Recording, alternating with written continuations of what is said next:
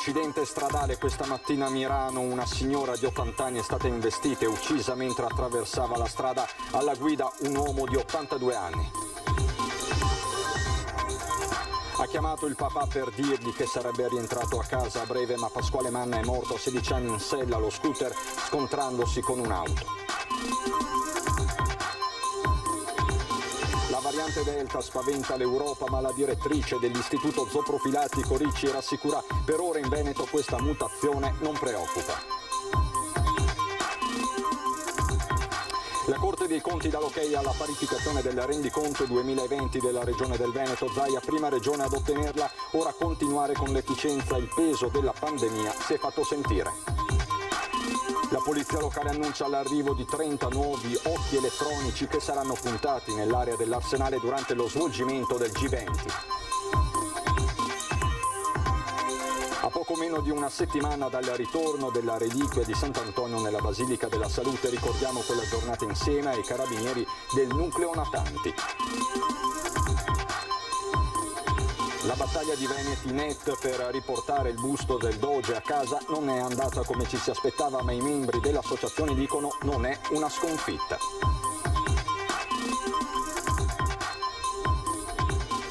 Bentrovati, buonasera telespettatrici, telespettatori di Antenna 3. È la cronaca ad aprire questa edizione veneziana dei nostri telegiornali con il terribile incidente che si è registrato questa mattina a Mirano, dove una signora di 80 anni è stata investita e uccisa mentre attraversava la strada.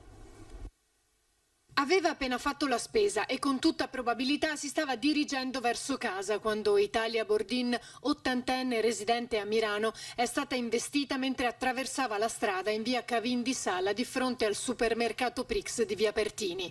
Erano le 9:30. Alla guida un 82enne del posto che l'ha centrata in pieno e per lei non c'è stato nulla da fare, è morta sul colpo. Forse il sole ha giocato un ruolo determinante, riducendo la visuale dell'anziano alla guida che non si è proprio reso conto del passaggio della donna sulle strisce. Una volta che ha realizzato quanto accaduto ha prestato soccorso, poi si è seduto sul marciapiede in stato di shock. Sul posto sono giunti i sanitari del 118 e gli agenti della polizia locale che hanno deviato il traffico per poter effettuare i rilievi. La signora Italia era figlia di un operatore sanitario molto conosciuto in paese. Sono vicina alla famiglia, ha detto il sindaco Pavanello, che conosceva soprattutto il figlio della donna. In questi anni abbiamo fatto di tutto per rendere le nostre strade più sicure, continua. Sono davvero addolorata. Come da prassi, l'anziano che ha investito la signora Bordin dovrà rispondere del reato di omicidio stradale. Nell'ultima telefonata tra Pasquale Manna, 16 anni, e il papà Giuseppe, il figlio diceva che si trovava a Fusina e che sarebbe rientrato a breve, ma così non è stato, perché mentre tornava a casa a Mira Taglio in sella al suo scooter si è scontrato con un'auto all'incrocio tra via Moranzani e via dell'Elettronica. L'uomo alla guida, un 50enne di dolo, a quanto pare non l'ha visto arrivare. Da una prima ricostruzione pare infatti che abbia impegnato la careggiata e il ragazzo sia finito contro la macchina facendo un volo di oltre 10 metri. È stato lo stesso automobilista a chiamare i soccorsi riportando i dolori che lamentava il ragazzo in attesa dell'arrivo dell'ambulanza, ma una volta in ospedale dopo 8 ore Pasquale non ce l'ha fatta. Veniamo ai temi del Covid, perché continua il sequenziamento del virus in Veneto alla ricerca delle varianti. Al momento la Delta spaventa molti paesi europei, ma nella nostra regione, dice la dottoressa Ricci, non preoccupa. In diversi paesi europei si assiste ad una crescita esponenziale di casi dovuti molto probabilmente alla variante Delta, che ora fa paura anche in Italia. Dal Ministero della Salute arriva una circolare con l'aggiornamento della classificazione delle nuove mutazioni che raccomanda di rafforzare il tracciamento e di applicare tempestivamente e scrupolosamente sia le misure di contenimento della trasmissione previste che le misure di isolamento e quarantena in caso di VOC Delta sospetta o confermata. Il documento spiega inoltre che vi sono evidenze che quanti hanno ricevuto solo la prima dose di una vaccinazione che prevede il richiamo sono meno protetti contro l'infezione da variante Delta. Al momento questa mutazione del Covid non preoccupa il Veneto, lo afferma la dottoressa Antonia Ricci, direttore generale dell'Istituto Zooprofilattico delle Venezie. Fatta eccezione per i focolai diffusi soprattutto nel Trevigiano, relativi al contagio che ha riguardato alcuni nuclei familiari indiani, parte dei quali lavora in un'azienda della provincia, la situazione, sottolinea Ricci, non è di una diffusione preoccupante. Si tratta di casi specifici, legati a persone tornate dall'India che hanno trasmesso la variante ai loro familiari. Ci sono le varianti, sentiamo le varianti Delta, noi stiamo facendo il sequenziamento per capire, per il momento insomma, la situazione è completamente sotto controllo, però abbiamo capito che questo virus ancora non lo conosciamo a fondo e quindi non sappiamo come si comporterà in autunno, quindi ancora noi chiediamo massima attenzione, massima cautela. È chiaro che i casi stanno aumentando, aggiunge il direttore generale dell'Istituto Zooprofilattico, ma non vediamo una circolazione maggioritaria e ancora preponderante quella inglese. Per Ricci questa variante del virus in Veneto sta trovando due ostacoli, ovvero l'alta percentuale di vaccinati e la stagione estiva. Sarà importante, conclude, capire cosa accadrà in autunno con le 2 dosi per tutti. La vita amministrativa con la Corte dei Conti che ha dato l'ok alla parificazione del rendiconto 2020 della Regione del Veneto per Zaia. Siamo la prima regione a ottenerla e bisogna continuare con l'efficienza. Queste le sue parole. Presidente, allora i conti sono a posto? Giudizio di parificazione, a postissimo, no, è andata bene, l'udienza è andata bene, hanno parificato. La Corte dei Conti ha parificato il nostro bilancio, devo dire che siamo i primi in Italia ad aver parificato il bilancio 2020.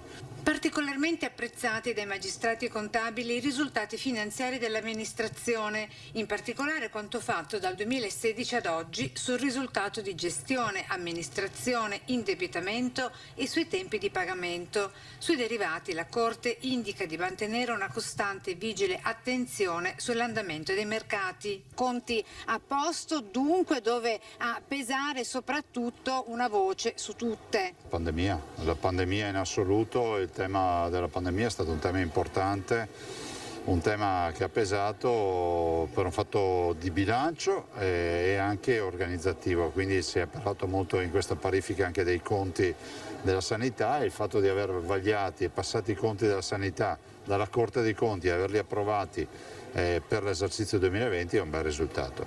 Il tema dell'aggravio della spesa sanitaria legata al Covid in primo piano nel corso di tutta l'udienza, argomento che andrà posto nella prospettiva di una promozione complessiva sul bilancio della sanità, che come noto occupa con i suoi oltre 9 miliardi i 2/3 dell'intero bilancio regionale, così sempre Zaia.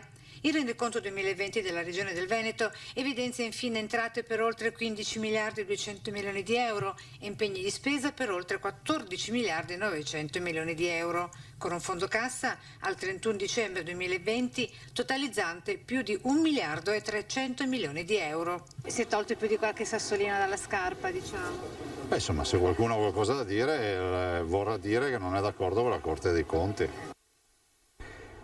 2 incidenti autostradali a pochi chilometri di distanza l'uno dall'altro. Il primo all'altezza di Pianica ha richiesto l'intervento dell'elisoccorso del 118 e dei vigili del fuoco per estrarre un ferito grave che viaggiava a bordo di un'auto finita fuori strada. Sul posto il personale di CAV e la Polstrada di Venezia per i rilievi. Il secondo mezz'ora dopo, con 4 veicoli coinvolti tra il casello di Mirano Dolo e il bivio con il passante di Mestre in A57 in direzione Milano. Sul posto i vigili del fuoco, la Polstrada e sempre gli ausiliari della viabilità di Cava. Anche in questo caso è intervenuto l'elisoccorso del SUEM per assistere un ferito, inevitabili chilometri di coda. La polizia locale annuncia l'arrivo di 30 nuovi occhi elettronici che saranno puntati nell'area dell'Arsenale di Venezia durante lo svolgimento del G20. In occasione del vertice dei ministri dell'economia e delle finanze del G20, agli oltre 400 occhi elettronici già puntati su Venezia, in arrivo altre nuove telecamere puntate sempre in laguna e nella zona dell'Arsenale, così il comandante della polizia locale. Ne installeremo, mi pare, un'altra trentina proprio in questa occasione. Stanno lavorando a montare telecamere e quindi un bel controllo. Potenziato il cordone della sicurezza in vista del supervertice economico, anche con un rinforzo di ulteriori 1.500 uomini delle forze dell'ordine. Nei giorni del summit vigerà il divieto di navigazione proprio lungo l'area dell'Arsenale, così da nuova ordinanza comunale in vigore dal prossimo 1 luglio, che sospende gli approdi e chiude 11 trarie e canali nella citata area, autorizzando la polizia locale a sgomberare i rii dalle barche attraccate per un totale di 415 posti barca. I titolari delle imbarcazioni da sabato 26 giugno a mercoledì 30 giugno avranno la possibilità di trasferire il proprio natante in 2 distinte aree di attracco e individuate nell'isola della Certosa e nella marina di Sant'Elena. Gli stiamo notificando in quale delle 2 darsene che abbiamo previsto dovranno portare l'imbarcazione e le procedure da fare per essere a carico del comune. E a poco meno di una settimana dal ritorno della reliquia di Sant'Antonio alla Basilica della Salute, ricordiamo quella giornata insieme ai carabinieri del nucleo natanti. Il viaggio di rientro da Padova a Venezia della reliquia di Sant'Antonio, che domenica scorsa è stata trasmessa interamente in diretta, è stato possibile grazie all'organizzazione e all'efficienza dei carabinieri del nucleo natanti, che hanno eseguito magistralmente il percorso lungo il Brenta. A poco meno di una settimana abbiamo ripercorso lungo il Canal Grande insieme a loro le emozioni di quel giorno. Il carico emotivo, l'organizzazione, l'entusiasmo che ci ha anche trasmesso la gente che abbiamo incontrato lungo il percorso, per noi è stato sicuramente un qualcosa di nuovo, un'esperienza unica. L'affluenza della popolazione ci ha sorpresi, e soprattutto l'entusiasmo sia di giovani che di anziani. Una giornata emozionante anche per i carabinieri, che hanno organizzato tutto nei minimi dettagli. A livello logistico è stato molto difficile da organizzare, voi naturalmente siete abituati, fa parte del vostro lavoro, però questa è una situazione un po' particolare, insomma il carico a bordo era di notevole valore. Infatti la logistica, insomma, abbiamo cercato di organizzarla al dettaglio, sia nell'andata da Venezia a Padova e sia al ritorno. Ovviamente, insomma, abbiamo dovuto considerare diversi aspetti, perché insomma risalire il fiume, quindi risalire il Naviglio Brenta, arrivare a Padova attraversando 5 chiuse e 8 ponti girevoli, anche nel calcolo dei tempi, insomma, ci ha dovuto comunque far effettuare uno studio a monte, realizzando anche l'apposito supporto per la reliquia a bordo. Una volta fissato lì potevamo comandare l'alzata e la discesa del santo attraverso un interruttore che avevamo posto sul cruscotto, quindi senza dover entrare materialmente in barca e dovendolo togliere, diciamo, dal supporto in modo manuale. Abbiamo cercato di considerare ogni imprevisto per far sì che gli intoppi fossero ridotti al minimo, e grazie a Dio, insomma, Sant'Antonio in questo caso ci ha aiutati, abbiamo navigato senza nessun tipo di problema. Momenti di vero panico e raffica di telefonate ai vigili del fuoco in mattinata tra i comuni di Latisana e San Michele al Tagliamento. Le segnalazioni parlavano di una fortissima esplosione che aveva fatto tremare molte abitazioni. Le verifiche dei vigili del fuoco però non hanno portato a nulla. I pompieri propendono quindi per l'ipotesi che un aereo militare, un caccia, possa aver superato la cosiddetta barriera del suono, provocando il boato impressionante, come già accaduto peraltro in passato.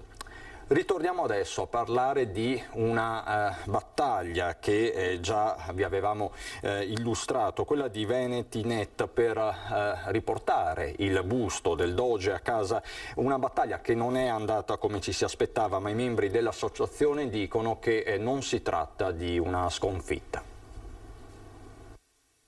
Il Doge Giovanni II Corner, o meglio il suo busto marmoreo, non è tornato a casa, non siamo riusciti a portarlo a casa a Venezia, almeno non noi, non sappiamo se qualcun altro vi è riuscito e cosa ne farà. Nonostante l'impegno e i numerosi appelli, l'associazione Venetinet non è riuscita ad aggiudicarsi l'asta per portare a casa la statua del Doge, tra le figure di spicco della Serenissima.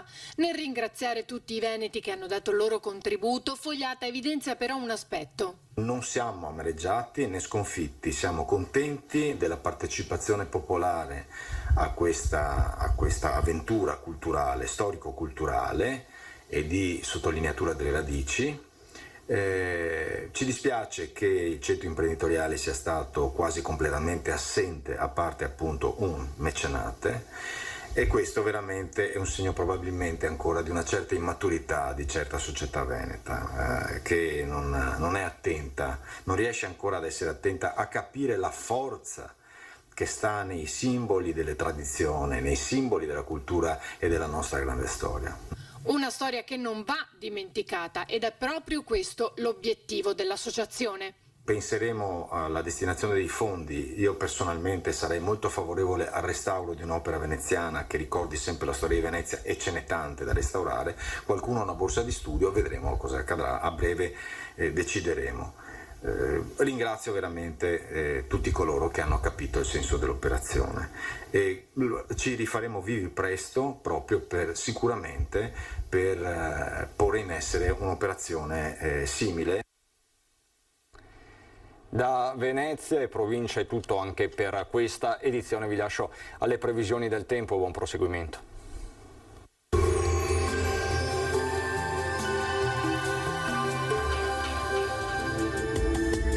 Bentrovati al meteo. L'estate è iniziata alla grande, ci attende un weekend tra sole, caldo, afa, ma anche qualche insidia temporalesca. Il dettaglio di sabato 26 giugno. Sul Veneto alta pressione africana ben salda, sarà infatti una giornata con ampio soleggiamento dappertutto e cielo sereno o poco nuvoloso. Tuttavia nelle ore pomeridiane non si escludono dei locali acquazzoni sui settori montuosi. Continua l'intensa ondata di calore con temperature minime tra 13 e 21 gradi, valori massimi compresi invece tra i 27 e i 33 gradi all'incirca. Ci spostiamo ora sul Friuli Venezia Giulia, tanto sole anche qui dappertutto, al massimo con poche nubi a carattere sparso, isolati rovesci al pomeriggio sui rilievi. Temperature minime tra 18 e 22 gradi, massime sui 28-31 gradi. Infine uno sguardo alla situazione del Trentino Alto Adige, dove sarà in prevalenza soleggiato. Anche in questo caso però nelle ore pomeridiane saranno possibili dei piovaschi. Temperature minime intorno ai 15-16 gradi, massime infine sui 31 gradi all'incirca. Dal meteo per ora è tutto, vi auguro come sempre un buon proseguimento in compagnia di Antenna 3 e arrivederci al prossimo aggiornamento.